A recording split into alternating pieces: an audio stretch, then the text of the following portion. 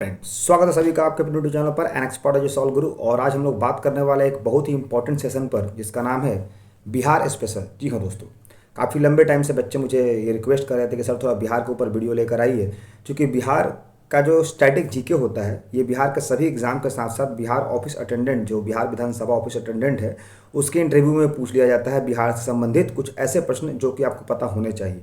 सो ये video basically उसी के रिगार्डिंग रहने वाली, जिसमें हम लोग बात करेंगे बिहार के हर उस मोमेंट पर, हर उस कॉन्सेप्ट पर और हर उस सेक्शन पर, जैसे कि बिहार का पॉलिटी हो गया, बिहार का हिस्ट्री हो गया, बिहार का ज्योग्राफी हो गया, बिहार की इकोनॉमिक्स हो गई, बिहार कुछ स्टैटिक बातें होगी, उन तमाम मुद्दों पर बात करेंगे। चूँकि जाहिर सी बात है बिहार में जो भी फॉर्म आता है तो हम बिहारियों को ये पता होना चाहिए कि हमारे बिहार में क्या क्या चीज़ें हैं और किस तरीके से हमारे बिहार का निर्माण किया गया है। तो हमारा कहीं ना कहीं ये कॉन्सेप्ट भी क्लियर हो जाएगा और हमारे एग्जाम पॉइंट ऑफ व्यू से हमारे लिए प्रिपरेशन भी हो जाएगा। जैसा कि पता हो कि अभी बिहार विधानसभा और बिहार विधान परिषद में एएसओ का जो पोस्ट है वहाँ पर बिहार से आपको 3-4 प्रश्न देखने को मिलेंगे। साथ ही साथ बिहार सचिवालय सहायक में भी, जिसको आप लोग बीएसएससी सीजीएल 4 कह रहे हो, वो भी आपका एग्जाम का नोटिफिकेशन जुलाई तक आ जाएगा। तो उसके लिए भी आपको बिहार स्पेशल रहने वाला है और बिहार दरोगा के लिए भी आपका ये वीडियो इंपॉर्टेंट रहने वाला है। कुल मिलाकर के पूरा पैसा वसूल नहीं, पैसा तो अब दिए नहीं है, फिर भी आपका समय वसूल होने वाला है।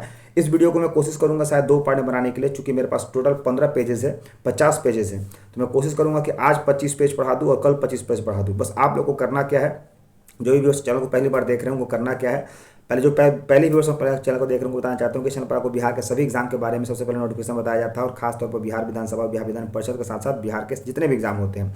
साथ ही साथ उसके लिए फ्री आपको यहाँ पर तैयारी भी करवाई जाती है, जैसे कि बिहार विधानसभा और परिषद के एएसओ के लिए मॉक टेस्ट चलवाया जा रहा है।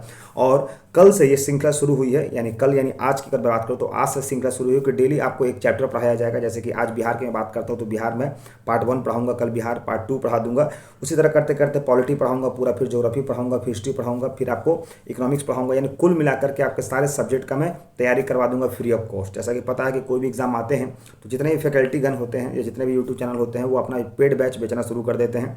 और मैंने कभी आपको पैसे के लिए बोला नहीं है कि आपको पेड बैच खरीदना है या फिर नोट्स खरीदना है, सब आपको फ्री ऑफ कॉस्ट कर रहा है। और जाहिर सी बात है कि जो लेवल ऑफ क्वेश्चन आप देखते हैं हमारे इस सेशन में वो काफ़ी बेहतरीन रहता है। और जितने भी जो पुराने बच्चे जो कहीं ना कहीं तैयारी कर रहे हैं वो भी इस बात को कहते हैं सर आपका लेवल जो काफ़ी बढ़िया रहता है। ये आप लोग का प्यार है। बस आप लोगों को करना ये है कि हमारे वीडियो को देखने के बाद एक शेयर आपका बनता है और एक लाइक। आपको पैसे कुछ नहीं देना है, सिर्फ आपको अपना एक शेयर और एक लाइक करना है, ताकि मुझे इससे मोटिवेशन मिलता सके। जैसे 400-500 व्यू हुए तो 500 आप लोग का लाइक भी होना चाहिए और 500 शेयर भी होना चाहिए। ठीक है, चलिए तो वीडियो को शुरू करते हैं।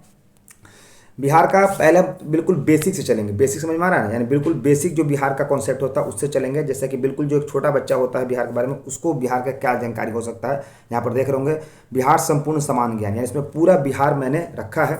सबसे पहले बात करते हैं बिहार की स्थापना कब हुई थी। तो बिहार जो है वो स्थापना हुआ था 22 मार्च 1912। तो 22 मार्च 1912 में बिहार क्या हुआ था, बंगाल से अलग हुआ था। ठीक है, नेक्स्ट बात करते हैं। तो बिहार की राजधानी सभी बच्चों को पता ही होगा, पटना। काफ़ी छोटे छोटे मतलब लेवल ऑफ क्वेश्चन जो है ना easy to moderate to high करने वाले हैं। हाई कोर्ट पटना का तो पटना है। राजकीय भाषा बिहार की क्या है, तो हमारा हिंदी है और द्वितीय कौन सा है, उर्दू है। नेक्स्ट, बिहार का राजकीय पशु कौन है, तो बैल। राजकीय पक्षी कौन है, तो गौरैया। राजकीय फूल कौन सा है, तो गेंदा का फूल है।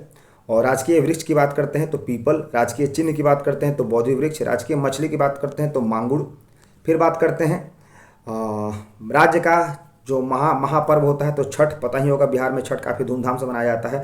अन्य देशों से भी, अन्य राज्यों से भी बिहार के लोग छठ में वापस अपने घर में आते हैं। अब बात करते हैं बिहार का थोड़ा भौगोलिक परिचय, यानी बिहार का अक्षांश कितना है और देशांतर कितना है। तो अगर मैं बात करता हूँ, ये क्वेश्चन आया हुआ है बिहार दरोगा के मेंस में, बिहार का अक्षांश विस्तार कितना है, तो देख रहे होंगे 24 से 27, 20 से 31 और 50 से 15 उत्तरी अक्षांश है। देशांतर की बात करते हैं तो 83 से 88, 19 से 17 और 50 से 40 पूर्वी देशांतर है। यानी अगर इसको आप ट्रिक वाइज याद करना चाहेंगे तो क्या करेंगे, 24 से 27 और 83 से 88 इतना भी याद रखेंगे तो आपको आ जाएगा। बिहार की आकृति कैसा है, तो बिहार का जो मैप अगर देखते होंगे तो आयताकार मैप बनता है बिहार का। फिर बात करते हैं बिहार का क्षेत्रफल कितना है, तो बिहार का क्षेत्रफल जो कि सीमित रहने वाला है 94,163 स्क्वायर किलोमीटर हमारे बिहार का क्षेत्रफल है। बिहार की लंबाई अगर बात करते हैं तो उत्तर से दक्षिण की अगर लंबाई करते हैं तो 345 किलोमीटर, यानी अगर आप अपनी गाड़ी लेकर के 345 किलोमीटर उत्तर दक्षिण चलिएगा तो पूरा बिहार आपका पार हो जाएगा। और अगर चौड़ाई की बात करते हैं तो पूर्व से पश्चिम अगर आप 483 किलोमीटर ड्राइव कर लेते हैं तो पूरा बिहार क्लियर हो जाता है आपका। ठीक है, यानी 345 उत्तर से दक्षिण और 483 पूर्व से पश्चिम। नेक्स्ट बात करते हैं बिहार में औसत ऊंचाई कितनी है समुद्र तट से। तो बिहार की औसत ऊंचाई, ये एग्जाम में क्वेश्चन आया हुआ है मेंस में, तो समुद्र तट से इसकी औसत ऊंचाई है 52 यानी 52.73 मीटर। बिहार की सीमाएं, अक्सर ये क्वेश्चन पूछता है एग्जाम में, तो थोड़ा नोट कीजिएगा।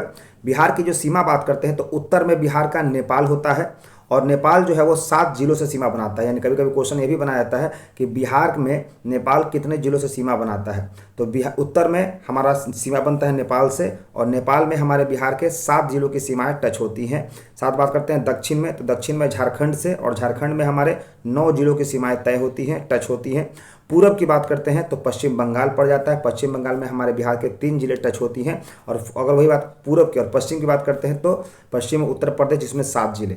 यानी इतना डेप्थ में आपको क्वेश्चन पूछेगा तो आप आराम से बता दीजिएगा। उत्तर में नेपाल होता है तो नेपाल में कितने जिले, 7 जिले, बॉर्डर वहाँ टच करते हैं। दक्षिण की बात करते हैं तो झारखंड आता है, झारखंड में 9 जिले आते हैं। उसके बाद करते हैं पूर्व में, तो हमारा पश्चिम बंगाल, जिसमें कि 3 जिले आते हैं, और पश्चिम में आते हैं उत्तर प्रदेश में 7 जिले आते हैं। यानी इस तरह से आप कर सकते हैं कि हमारे बिहार के पड़ोसी जो राज्य हैं उनके साथ हमारे कितनी हमारे जिलों की सीमाएं तय होती हैं। अब थोड़ा बात करते हैं बिहार का राजनीतिक परिचय। क्योंकि बिहार पूरे भारत में राजनीति के लिए फेमस है, बिहार के ब्लड में ही राजनीति होती है। तो राजनीति परिचय की बात करते हैं तो ये तो काफ़ी पुराना था। राज्यपाल की अगर बात करते हैं तो अभी तो अर्लेकर आ गए हैं, बिहार के राज्यपाल अर्लेकर बन चुके हैं। चूंकि इतने बार बिहार में राज्यपाल बदले हैं तो अर्लेकर हो चुके हैं। मुख्यमंत्री की बात करते हैं तो नीतीश कुमार हो चुके हैं। मुख्य न्यायाधीश की बात करते हैं तो इकबाल अहमद अंसारी ये हट चुके हैं। फिर बात करते हैं विधानसभा अध्यक्ष विजय कुमार चौधरी को हटाकर कभी हमारे नंदकिशोर यादव हैं। बिहार विधान परिषद के सभापति अवधेश नारायण ये भी हट चुके हैं, तो ये थोड़ा अपडेट कर लीजिएगा। बिहार के महाधिवक्ता जिसको है वो राम बालक महतो हट चुका है, पीके शाही हो चुके। कौन है? पीके शाही बिहार के महाधिवक्ता बन चुके हैं। राज्य के मुख्य चुनाव आयुक्त ये भी हट चुके हैं, अजय नायक। मुख्य सूचना आयुक्त अशोक कुमार सिन्हा ये भी हट चुके हैं। बिहार के लोकायुक्त ये भी थोड़ा अपडेट कर लीजिएगा, चूँकि बिहार में थोड़ा चीज़ें हैं, इसको मैं अलग से करवा दूंगा। फिर आते हैं बिहार में लोकसभा की सीटें। यहाँ से क्वेश्चन आता है बिहार में लोकसभा की कुल सीटें कितनी है। तो लोकसभा की 40, जैसा कि पता होगा। पिछले बार लोकसभा की सीटों में 40 में से 39 जो है वो एनडीए के सहयोगी दल ने जीता था, जिसमें बीजेपी की मुख्य भूमिका रही थी। और इस बार भी लोकसभा के चुनाव जो हो रही है उसमें चौथे चरण का चुनाव शुरू हो चुका है। कुल 282 सीटों पर चुनाव हो चुका है, और 40 सीटें बिहार में हमारे लोकसभा की दी जाती हैं। अगर वही बात करते हैं राज्यसभा की, तो राज्यसभा में बिहार की 16 सीटें होती हैं जो कि एग्जाम में आते हैं। अब लोकसभा में अगर बात करते हैं कि जैसे बिहार में लोकसभा होता है तो अनुसूचित जाति की आरक्षित सीटें कितनी है। तो बिहार में कुछ ऐसी सीटें हैं जहाँ पर अनुसूचित जाति यानी एससी के कैंडिडेट ही खड़ा करवाया जा सकता है। जैसे कि गोपालगंज एससी सीट है, हाजीपुर आप लोग पता होगा जिसमें चिराग पासवान की बात करते हैं तो एससी की है, जो पासवान है वो एससी में आते हैं। समस्तीपुर में संभवी चौधरी जो कि अशोक चौधरी की बेटी है वो भी एससी में आती है। उसके बाद जमुई की बात करते हैं तो जमुई में भी आप लोग देखें वो चिराग पासवान पहले वहाँ के लोकसभा सांसद थे, तो वो भी हमारा एससी सीट है। गया की बात करते हैं तो मांझी जी अभी वहाँ एससी ही हैं। सासाराम की बात करते हैं तो वो भी हमारा एससी ही। यानी ये भारत में 6 ऐसे कह सकते हैं क्षेत्र हैं जहाँ पर कि एससी की सीटें डिक्लेयर की। कौन कौन से की गई हैं? तो गोपालगंज किया गया है, आप लोग का वैशाली किया गया है, आप लोग का गया किया गया है, आप लोग का जमुई किया गया है, समस्तीपुर और सासाराम। फिर बात करते हैं राज्यसभा में सदस्यों की संख्या तो 16 है। बिहार विधानसभा जिसके चेयरमैन अभी हमारे जो अध्यक्ष हैं नंदकिशोर यादव, तो कितनी सीटें हैं? तो टोटल हमारे 243 विधायक हैं बिहार विधानसभा में। फिर बात करते हैं कि विधानसभा में अनुसूचित जाति के लिए आरक्षित सीटें कितनी हैं, ये भी क्वेश्चन आया है। तो 243 में से 38 सीटें ऐसी हैं जहां से केवल एससी कैंडिडेट ही विधायक बनकर आएगा। फिर बात करते हैं विधानसभा में अनुसूचित जनजाति की आरक्षित सीटें, यानी एक एससी का 38 हो गया, और एसटी की कितनी है? तो एसटी की केवल 2 सीटें हैं। कौन कौन सी? ये भी क्वेश्चन पूछा हुआ है कि बिहार में कौन से ऐसे 2 जिले हैं जहां पर कौन से ऐसे क्षेत्र हैं जहां पर 2 एसटी विधायक बनते हैं। तो एक तो कटोरिया है, दूसरा मनिहारी है। एक कटोरिया, दूसरा मनिहारी है। फिर बात करते हैं कि बिहार विधान परिषद में सदस्यों की संख्या कितनी है? तो ये 75 है। कितने हैं? 75। उसके बाद बात करते हैं कि बिहार में प्रमंडल की संख्या। अक्सर आप लोग जानते हो अनुमंडल और प्रमंडल। अनुमंडल जो होता है ये छोटा होता है, प्रमंडल जो होता है वो बड़ा होता है। अनुमंडल आप लोग पढ़े होंगे, अनुमंडल यानी एसडीओ होता है। अनुमंडल काफ़ी ज़्यादा संख्या में होती है, प्रमंडल काफ़ी कम होती है। तो बिहार में टोटल प्रमंडल की बात करते हैं तो 9 है, यानी 38 जिला है। तो सब कुछ 3-4 जिलों को मिला करके एक प्रमंडल बनता है। 3-4 जिलों को मिला करके एक प्रमंडल बनता है, और बिहार में प्रमंडल संख्या कितनी है? तो 9 है। पहला पटना प्रमंडल है, दूसरा मगध प्रमंडल है, तीसरा सारण प्रमंडल है, चौथा तिरहुत प्रमंडल है, उसके बाद कोसी प्रमंडल है, उसके बाद दरभंगा प्रमंडल है, उसके बाद पूर्णिया प्रमंडल है, उसके बाद भागलपुर प्रमंडल है और एक मुंगेर। याद रखिएगा, अक्सर कभी कभी ये एग्जाम ये भी देता है कि इनमें से कौन से प्रमंडल नहीं है। तो आप लोग को 9 प्रमंडल का नाम याद होना चाहिए। एक तो पटना, पटना के बगल वाला मगध, उसके बाद सारण की बात करते हैं, उसके बाद तिरहुत की बात करते हैं, कोसी की बात करते हैं, दरभंगा की बात करते हैं, पूर्णिया की बात करते हैं, भागलपुर की बात करते हैं और मुंगेर। पूर्णिया से अभी लोकसभा चुनाव में निर्दलीय खड़ा हुए हैं कौन? तो निर्दलीय खड़ा हुए हैं पप्पू यादव। और अगर बात करते हैं आरजेडी से तो बीमा भारती, जो कि पहले जदयू से विधायक रही है। ठीक है, तो भागलपुर और मुंगेर जो है वो हमारा प्रमंडल है। बिहार में जिलों की संख्या कौन सी कितनी है? तो 38 है। 38वां जिला कौन है? अरवल, जो कि जहानाबाद से कटकर बना है। फिर बात करते हैं अनुमंडल। तो अनुमंडल क्या बोला कि बहुत संख्या अधिक होती है। अनुमंडल की संख्या 101 है। प्रखंड, जो कि आप प्रखंड शाखा पदाधिकारी बनते हो, जैसे जो बीडीओ बनते हैं, जो बीडीओ क्या होते हैं? तो बीडीओ प्रखंड के ही अधिकारी होते हैं, प्रखंड अधिकारी। तो बीडीओ की संख्या कितनी है? तो टोटल 534 हमारे प्रखंड है, जिसमें 534 हमारे बीडीओ कार्यरत है। राज्य में या राजस्व ग्राम की कुल संख्या कितनी है? राजस्व ग्रामों की कुल संख्या, तो राजस्व ग्रामों की कुल संख्या है 45,098। उसके बाद शहरों की संख्या, तो हमारे बिहार में 139 शहर हैं और देखो 45,000 गांव है। यानी आज भी हमारा बिहार कितना पिछड़ा है, आज़ादी के 75 साल बाद भी 139 शहर हैं, लेकिन 45,000 जो है वो हमारे गांव है। नगर समूह की संख्या, नगर समूह की संख्या सिर्फ 14, उसमें भी अगर 139 में से नगर समूह की बात करते हैं, जिसको आप बड़े शहर कह सकते हैं, उसमें 14 संख्या है उनकी। 1 लाख से अधिक जनसंख्या वाले नगरों की संख्या, यानी बिहार में 1 लाख से अधिक जनसंख्या वाले नगर जो है वो कितने हैं? मात्र 19 है। यानी कहने को तो नगर है, जैसे कि आप बात कर सकते हैं बहुत सारे नगर हैं, लेकिन उसमें 1 लाख की जनसंख्या कम है। अगर 1 लाख के ऊपर जनसंख्या नगर की बात करते हैं तो सिर्फ और सिर्फ बिहार में 19 ऐसे नगर है जहाँ की जनसंख्या 1 लाख के ऊपर है। महानगर केवल अभी के वर्तमान समय में एक ही है, पटना। हालांकि कुछ दिन बाद मुजफ्फरपुर को भी घोषित किया जाएगा। नगर निगम की कुल संख्या, तो हमारे बिहार में टोटल नगर निगम की संख्या 11 है। टोटल नगर निगम संख्या 11 है। क्यों? क्योंकि नगर निगम जो है वो जनसंख्या के आधार पर बनाया जाता है और हमारे अभी 19 ही ऐसे नगर हैं जहां पर जनसंख्या 1 लाख से अधिक है, इसलिए से उसमें से भी 19 में से भी 8 को हटाया गया और 11 जो है वो नगर निगम को बनाया गया है। नगर पंचायतों की संख्या बात करते हैं तो ये काफ़ी अधिक होती है, चूंकि जनसंख्या 1 लाख से कम होने पर होती है, इसलिए 86 ऐसे हमारे क्षेत्र हैं जहाँ पर नगर पंचायत है। वही अगर नगर परिषद की बात करते हैं तो इनकी भी संख्या काफ़ी कम है, चूंकि सबसे पहले नगर पंचायत होता है, फिर नगर परिषद होता है, फिर नगर निगम होता है। तो नगर पंचायत 86 हो गए, उससे थोड़ा जनसंख्या ज़्यादा होने पर नगर परिषद बनता है जिनकी संख्या 42 हो गई, और उससे भी अधिक जनसंख्या होने पर नगर निगम बनता है जिसकी संख्या और भी कम हो गई। आप समझ पा रहे हो मैं आपको कैसे समझाने की कोशिश कर रहा हूँ। सबसे कम जनसंख्या पर नगर पंचायत बनता है, थोड़ा जनसंख्या बढ़ता है तो नगर परिषद बनता है, और जनसंख्या बढ़ेगा तो नगर निगम बनेगा। तो देख रहे होंगे नगर पंचायतों की संख्या 86 है, जो कि 1 लाख से भी काफ़ी कम है। फिर नगर परिषद की संख्या की बात करते हैं तो 42 है, और 1 लाख के ऊपर नगर निगम बनता है। तो नियर अबाउट 11 ऐसे हमारे नगर हैं, ठीक है, जहाँ पर नगर निगम है। नेक्स्ट बात करते हैं 16वीं बिहार विधानसभा चुनाव 2015 में हुआ था। बात करते हैं 17वीं 2020 में हुआ था, और अभी 18वीं होने वाला 2025 में। 16वां 2015 में हुआ था, फिर भी नीतीश कुमार। 17वां 2020 में हुआ था, फिर भी नीतीश कुमार। 17वां के बाद 18वां जो हमारा 2025 में होगा, फिर भी नीतीश कुमार ही होंगे।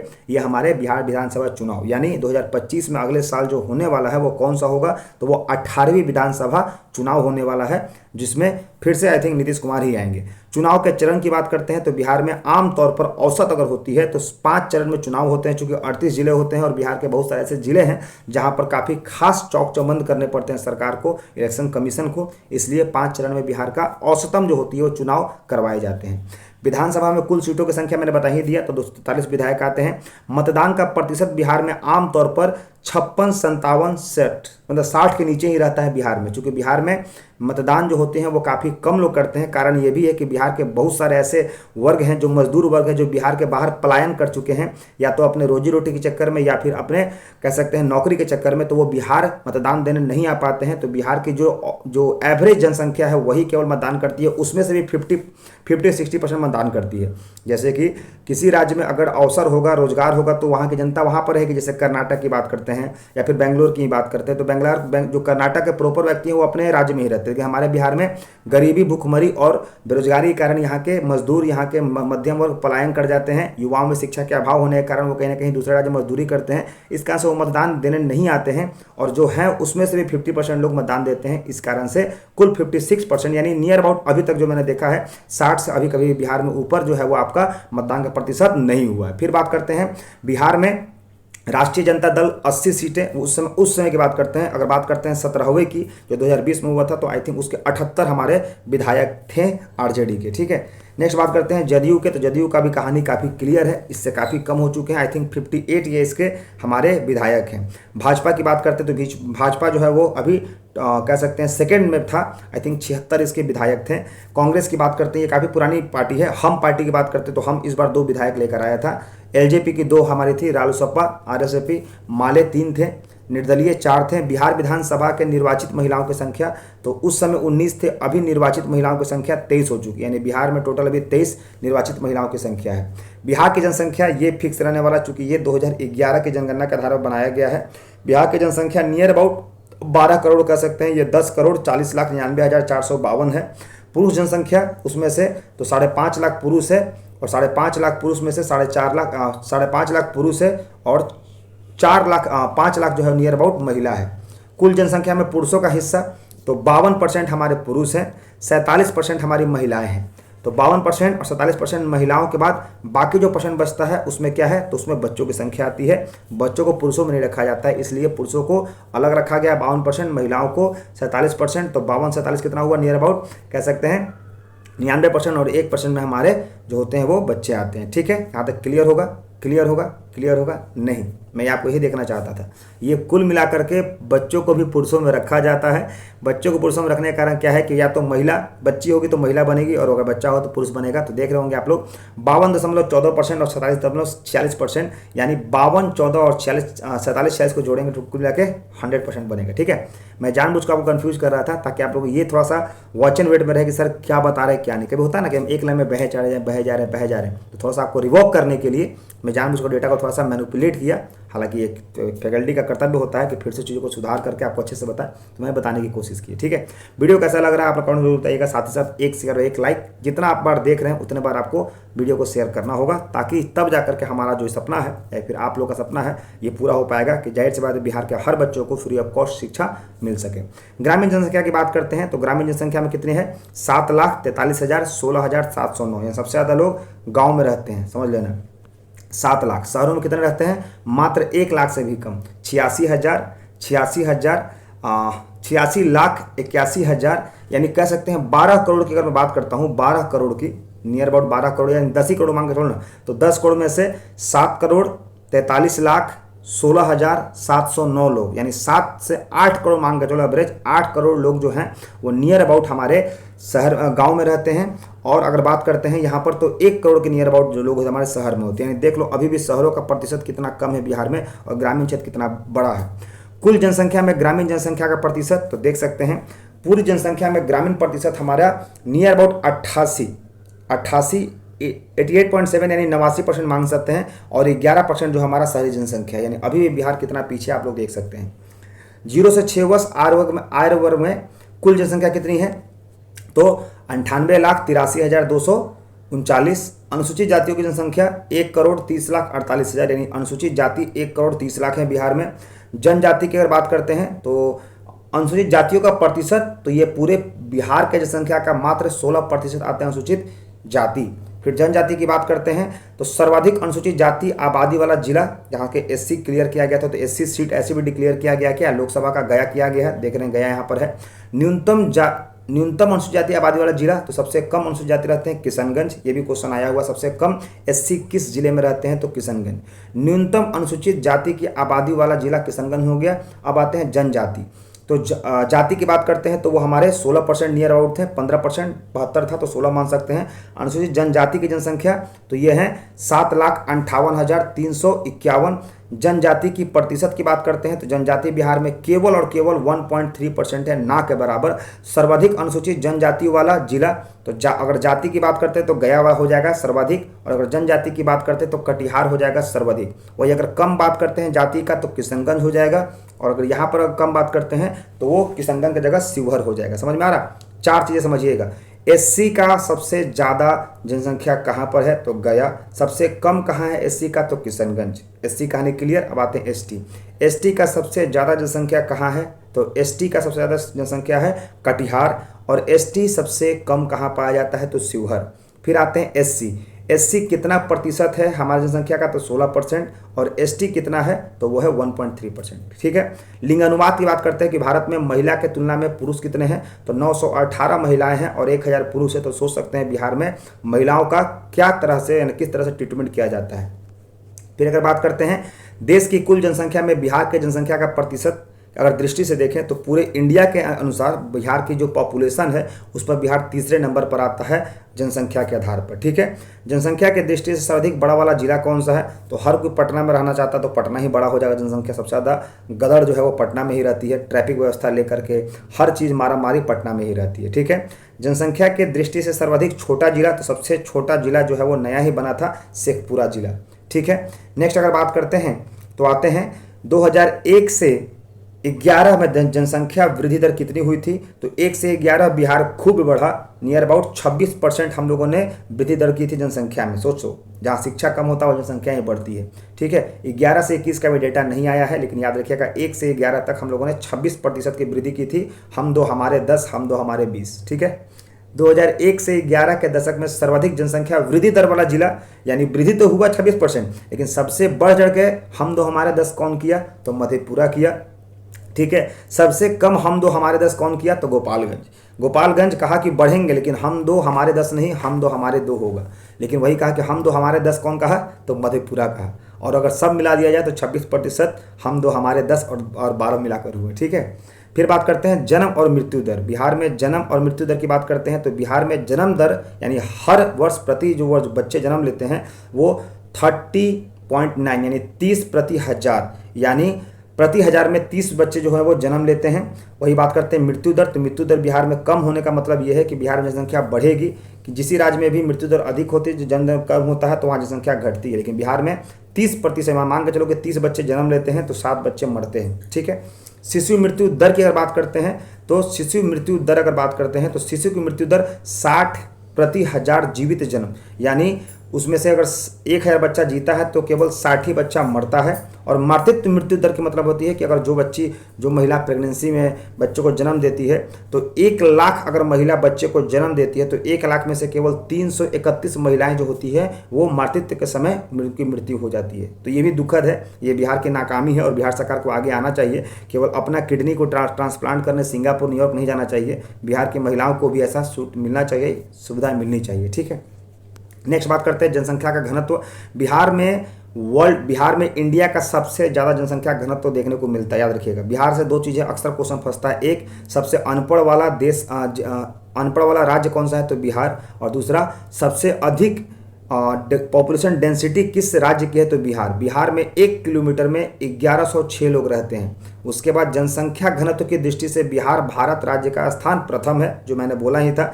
सर्वाधिक जनसंख्या घनत्व वाला जिला, एक तो बिहार सर्वाधिक जनसंख्या वाला जिला है, राज्य है, और राज्य में भी अगर जिले की बात करते हैं तो वो कौन सा नंबर लेकर आया है, तो शिवहर। ये वही शिवहर है जहाँ पर सबसे कम आपके ST जनजाति पाए जाते हैं। तो शिवहर में 1 किलोमीटर में 1880 लोग रहते हैं। 1880 लोग रहते हैं। आप लोग इस वीडियो को 1 से 2 बार जरूर देखिएगा। टोटल 50 पेजेस हैं, मैं कोशिश करूंगा 10 पेज आज कराने का। न्यूनतम जनसंख्या घनत्व वाला जिला, तो सबसे न्यूनतम कहाँ है, कैमूर, चूंकि कैमूर में 1 अधिक होते हैं इसलिए न्यूनतम जनसंख्या 488 लोग रहते हैं। ठीक है। अब बात करते हैं लिंगानुपात का, जो अक्सर एग्जाम में क्वेश्चन फंसना है।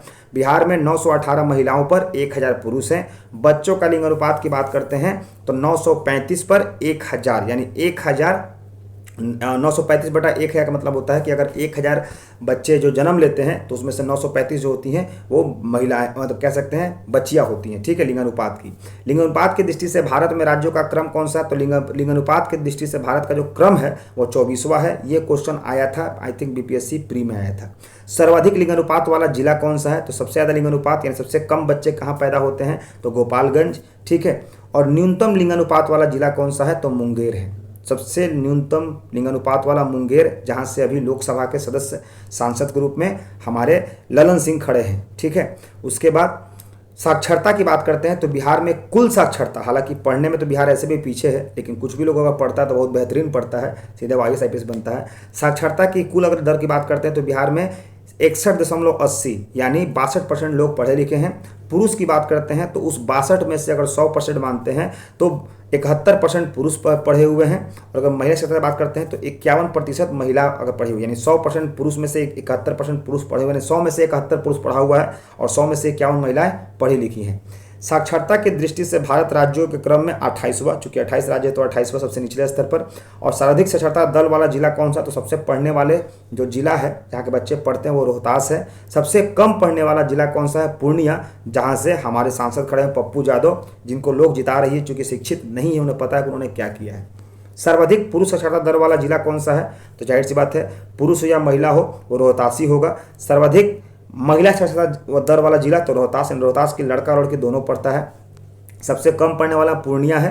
न्यूनतम साक्षरता दर वाला जिला पूर्णिया है, और पूर्णिया में भी महिला जो है मतलब पुरुष है, पूर्णिया के पुरुष कम पढ़ते हैं और सहरसा की महिला कम पढ़ती है, यानी सहरसा का महिला सबसे कम पढ़ती है और पूर्णिया के पुरुष सबसे कम पढ़ते हैं। ठीक है दोस्तों, ये रहा आप लोग का 9 पेज तक मैंने बताया है। टोटल देख रहे होंगे आप लोग 50 पेज है, तो इसमें से 9 पेज मैंने बताया है इसलिए कि वीडियो लंबा ना हो और आप लोग इस कह सकते हैं बेहतरीन सेशन का लाभ उठा सके, बेहतरीन सेशन का मजा उठा सके और आपको पढ़ने में इंटरेस्टिंग है। वीडियो कैसा लगा आप लोग कमेंट में बताइएगा। साथ ही साथ अगर आप लोग को अच्छा लगा हो तो इसका और 4-5 पार्ट लेकर आ जाएंगे, क्योंकि छोटे छोटे पार्ट्स में पढ़ने में आपको भी सुविधा होगी और मुझे भी पढ़ाने में मजा आएगा। ठीक है, तो ऐसे इंटरेस्टिंग फैक्ट के लिए बने रहे हमारे YouTube channel @NXPert of GSolGuru। That's all, thank you, bye bye, take care, जय हिंद, जय भारत।